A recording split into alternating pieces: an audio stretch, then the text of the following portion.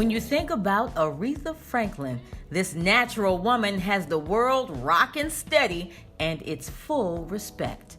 As one of the greatest singers of all time, Aretha Louise Franklin's voice has been loved by millions across the world. For over 60 years, this diva has provided music that makes us sing, dance, and cry.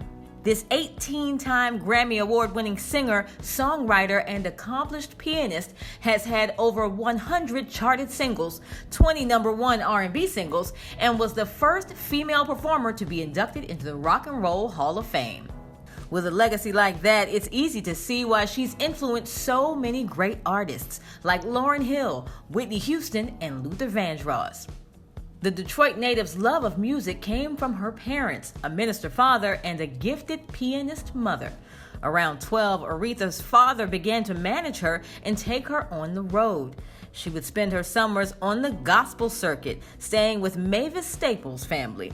The king of gospel music, Reverend James Cleveland, helped Aretha's early years as a gospel musician after being recruited by her father as a pianist.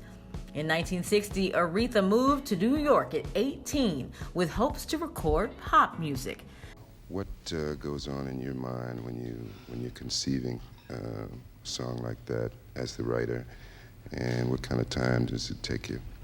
Well, many times it's something that I've experienced. Sometimes it's something that I've seen. On that particular tune, nothing that I particularly want to talk about. But sometimes it's myself and sometimes it's other people. How about your spare time in general, in regard to Aretha, the person? What are some of the things that you like to do? That's something I've always wanted to ask you. I like to sit around and play whisk, and I like to bowl, and movies, writing, just listening to records sometimes. Columbia signed her, and her first single reached the top of the R&B chart. After a few more albums, she was crowned the Queen of Soul. After releasing more R&B hits like Baby I Love You and You Make Me Feel Like a Natural Woman, Aretha returned to her gospel roots with the live album Amazing Grace. It sold over 2 million copies and is still one of the best-selling gospel albums of all time. In the 80s, Aretha Franklin performed for Queen Elizabeth at London's Royal Albert Hall. Then she went on to have an iconic guest role in The Blues Brothers as the wife of Matt Guitar Murphy. If she needed an introduction, I'd say she's probably the most gifted singer that ever lived. Oh, my goodness.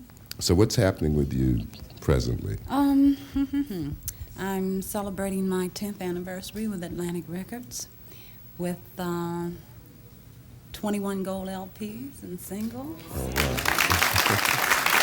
That's fantastic. Yeah. Have you been in the business, this is how long? My 15th year in the business. Do you ever think back to... Of course, I started when I was like 12, I know, 13. Baby. You know I know.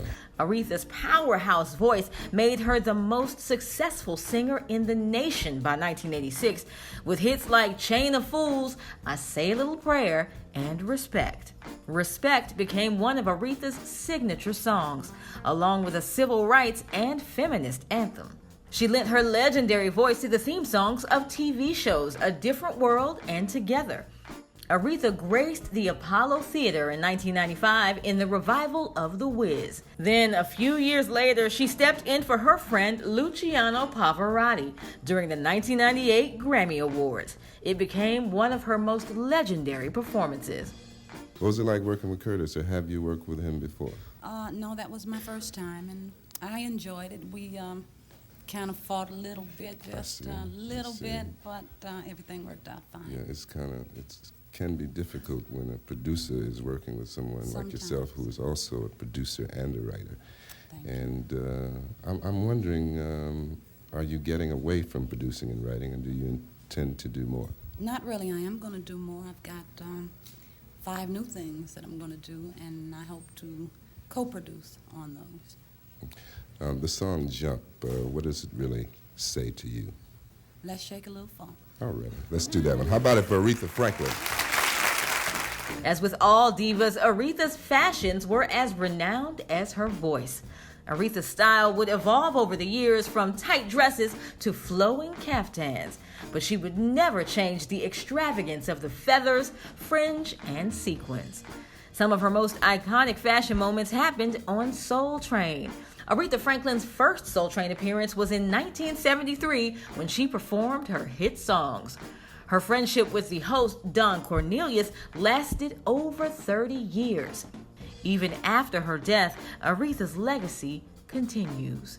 She was awarded a Pulitzer Prize in 2019 for her indelible contribution to American music and culture.